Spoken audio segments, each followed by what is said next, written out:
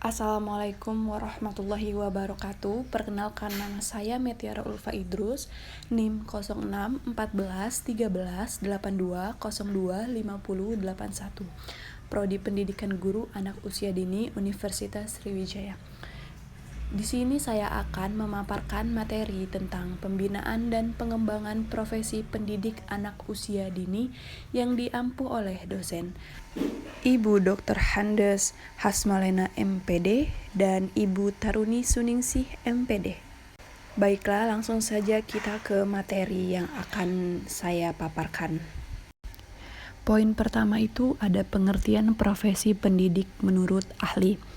Sebagai bandingan Edgar dan Schein dan Diana Commerce mengemukakan bahwa terdapat ciri unik dari profesi, yaitu sebagai yang pertama itu profesi adalah seperangkat keterampilan yang dikembangkan secara khusus melalui perangkat norma yang dianggap cocok dalam suatu masyarakat. Poin kedua itu ada seorang profesional itu dituntut memiliki landasan pengetahuan dan keterampilan yang didapatkan dalam waktu yang panjang selama pendidikan dan pelatihan. Yang terakhir, seorang profesional harus berorientasi pada usaha memberikan layanan ahli serta dituntut untuk dapat mengevaluasi unjuk kerjanya sebagai balikan bagi upaya peningkatan. Next, di sini ada 7 kesalahan yang sering dilakukan pendidik. Apa aja sih? Nah, jadi rendahnya kualitas kemampuan tenaga pendidik anak usia dini ini berimplikasi terhadap rendahnya kualitas pendidikan dan pembelajaran yang diselenggarakan di lembaga-lembaga PAUD. Sebagai contoh, hingga saat ini masih terjadi praktek-praktek pendidikan anak usia dini yang dipandang kurang tepat sehingga menimbulkan banyak kritik. Nah, apa saja sih 7 kesalahan yang sering dilakukan pendidik ini? Nah, yang pertama ini ada mengambil jalan pintas dalam pembelajaran.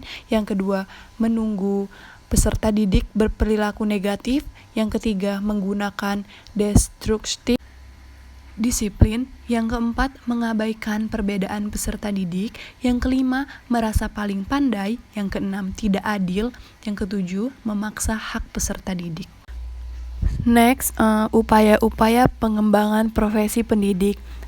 Kualifikasi akademik adalah pendidik yang mengikuti satuan pendidikan jalur formal minimum D4 atau sarjana yang harus dipenuhi oleh seorang pendidik yang dibukti dengan ijazah dan sertifikat pendidik.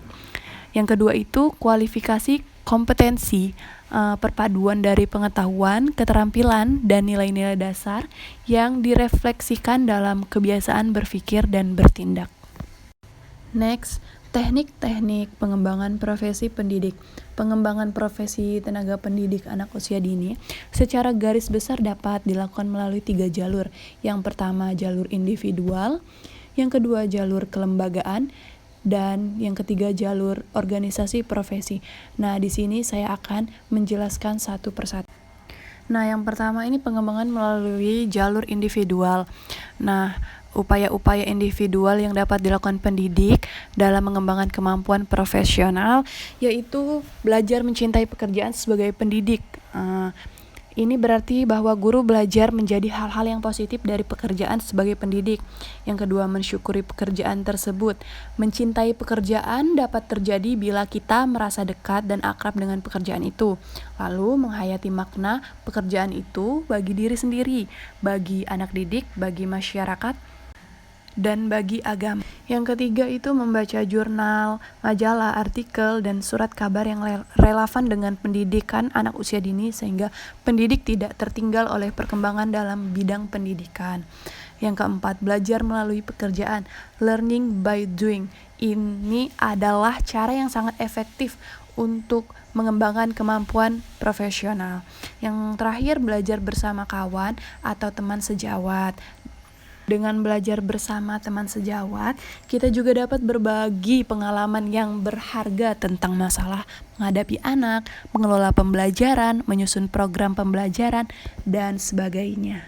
Yang kedua itu pengembangan melalui jalur kelembagaan. Yang pertama, dibukanya kesempatan yang lebih terbuka dan lebih luas bagi lembaga pendidikan tenaga kependidikan, yaitu LPTK, untuk menyelenggarakan program studi pendidikan guru pendidikan anak usia dini. Nah, yang kedua, lembaga pendidikan tenaga kependidikan yang telah menyelenggarakan program studi pendidikan guru pendidikan anak usia dini hendaknya lebih mengintensifkan pelaksanaan proses pendidikan guru. Hal ini dapat dilakukan antara lain dengan lebih memantapkan kurikulumnya sehingga secara konsepsional atau teoritis sesuai dengan tingkat dan jenis kompetensi yang dibutuhkan oleh pihak lapangan.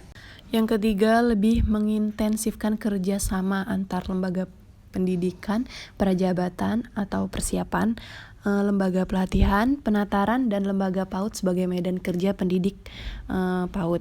Yang keempat, mengaitkan penyelenggaraan pelatihan atau penataran dengan peningkatan.